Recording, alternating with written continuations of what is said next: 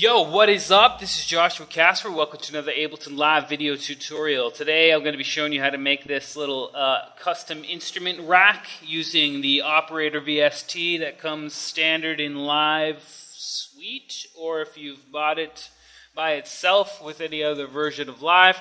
But if you have operator, you should be able to follow along with this tutorial. And I also, as always, will upload this to the blog so you guys can download it and check it out in a little bit more detail in your own time. But we're going to go ahead and make this start to finish. I'm going to try to explain things as much as I can without taking up too much time. And anyway, this is the sound we're going to make if you just have some random chords going on.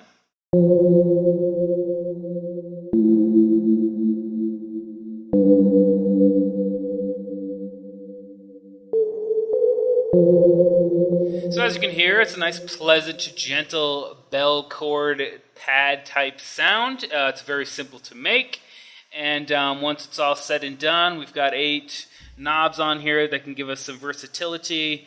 As far as the sound is concerned, we've got the operator decay time, attack time, release time for the main oscillator, the operator LFO for the rate and the amount. And then I've got some reverb on there, and we can adjust the decay time and the dry-wet time, the dry-wet percentage of the reverb itself. I have done some other things inside of the rack. If I go ahead and open it up, we're running 1 channel, 1 oscillator. I'll show you how to set all that up. I've got the reverb on here, pretty standard stuff. And then I've also used this audio effect rack, which I've done in a different tutorial. I explained a bit more about what this is, but I've essentially used 2 utilities to get one. This part is just the centered audio, so my bass and stuff like that, and that's where I need that to be. And then I've got the side audio, which is just the audio on the peripherals, like the left and the right panning type stuff, and I've just EQ'd that a little bit. There are a bunch of different ways to do that. I just did it this way because, I don't know, I just prefer to do it that way. You can just use the EQ8 and use the mid-side functionality in the EQ8, but I guess I'll show you both ways to do that when we get to that part of the tutorial. But let's go ahead and get started and just jump right in. You can go download the device and follow along, or you can just make it from scratch with me right now. First thing we need to do is come into the instruments category and look for the instrument rack and drop that bad boy in there. And then we need the operator synth right here. And a note, when you're going to be using an instrument rack or an effects rack and you're going to be mapping some things to macros, like I'm going to be mapping my attack, decay, and release time, it's just a good idea just to go ahead and map that first.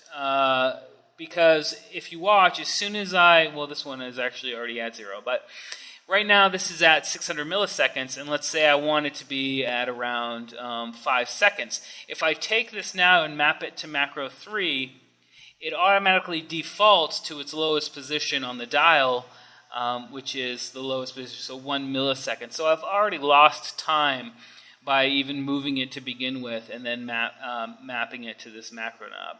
So what I like to do, if I know I'm going to be mapping all of these, is just come in and map them first.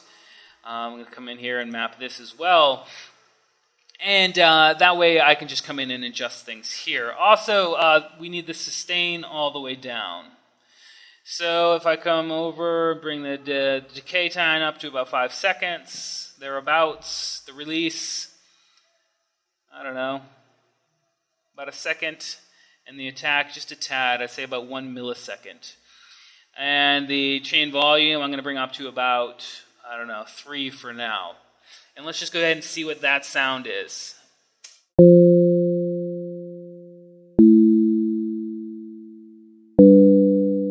So it's pretty cool.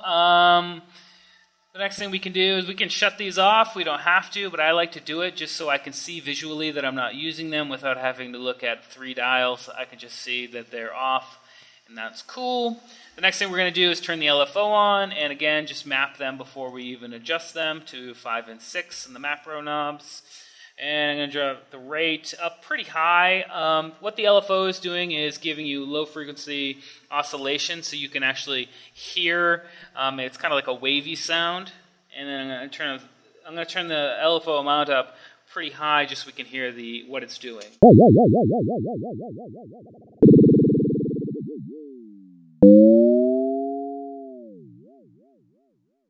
So you can hear that the LFO is just giving it kind of a wavy sound, if you don't know what LFOs are, but hopefully most of you already do at this point. I'm going to turn it up to about 100 or thereabouts, and I'm going to turn the amount down fairly low. I just want to give it a little bit of accent. So as you can hear, it's just a little bit of LFO modulation going on there. The next thing, we can turn up the volume, because when we add the reverb, it's going to be taking away some of the volume, so it's good just to keep it up a little bit. And that's all we need to do with the operator, so I'm going to go ahead and minimize that. The next thing I'm going to do is come to the audio effects and throw a reverb on here. Reverb, put it on here. And I'm going to map the dry wet to 8, and the decay time, I'm going to map it to 7. Okay. Good. And I'm also going to turn the density up fairly high here, about 70%. And then come over here and decay time, probably around 5 seconds, and dry wet pretty high, just so I can get that kind of like euphoric kind of sound to it. So let's see what that sounds like now.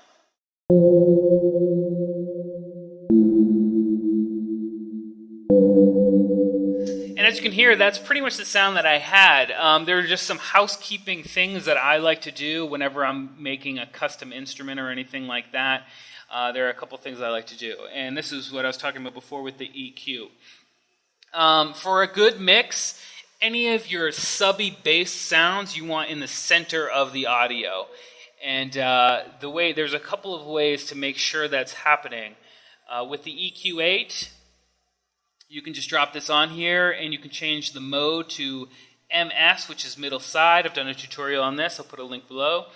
And when it's on the M here, this is the EQ for the audio signals that are centered in the track. So you always, well, at least I always want to just kind of roll off below 30 hertz here, just because that's super subby, and not many pairs of monitors are going to be able to handle that. And especially when you're in a big room and a big system, they kind of get kind of muddy sound down there. So I just do that. And I also come over here and just kind of boost up the tail end, because the synth that we're using, the operator, is already kind of it's on the low to mid spectrum. So I like just to boost that high end a little bit. There's nothing wrong with that. And on the mid, I like to really cut it. Now, some people will tell you only need to cut it a little bit, but I like just to slice off the sub bass area for all of the side channel audio. And I get a lot of compliments on my mixes. I'm sure there's reasons for why or why not to do it, but I don't know. It's working for me, so it could work for you. So I like just to cut it off around 80, maybe 60. If you want to get a little bit closer, live on the edge a little bit. And then I also boost up the higher end here, just like I would do for that middle part, maybe even a little bit more. And that's one way to make sure your side channel does not have any subby bassy sound, and maybe even elevate the higher frequencies. The way I did it in the one you will download is I use 2 utilities. So this is one way. Let me show you a second way. Come in, audio effects rack, drop it on here, and then take 2 utilities. Sorry if that whistle is probably loud. There we go. And drop it below it. And you'd rename these mid, side. Again, I've done this tutorial explaining this a bit more, and I'll link it below, but for now, this is what you do. And on the mid, you'd come down to width and set it to 0, and on the side, you go width 200. And now if I solo this, that's essentially a mono signal, and if I solo this, there is no mono, it's only the sound on the left and the right channels. so everything not centered. And that's pretty useful because if I want to take my EQ8 now and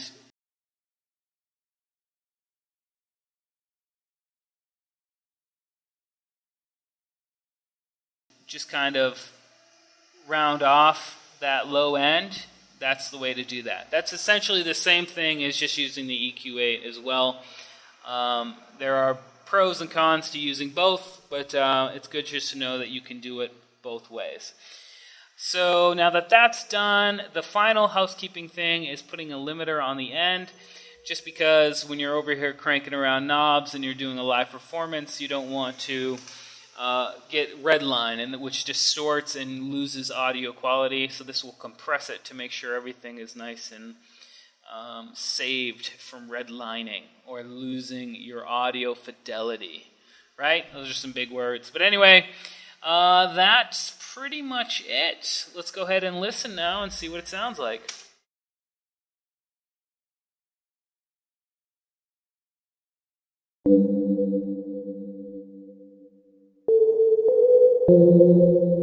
Another benefit too to this audio effects rack is you can boost up the gain here on just the sides and maybe turn it on the middle if you wanted. I don't know why you'd want to do that, but it's a possibility. It's just something to think about.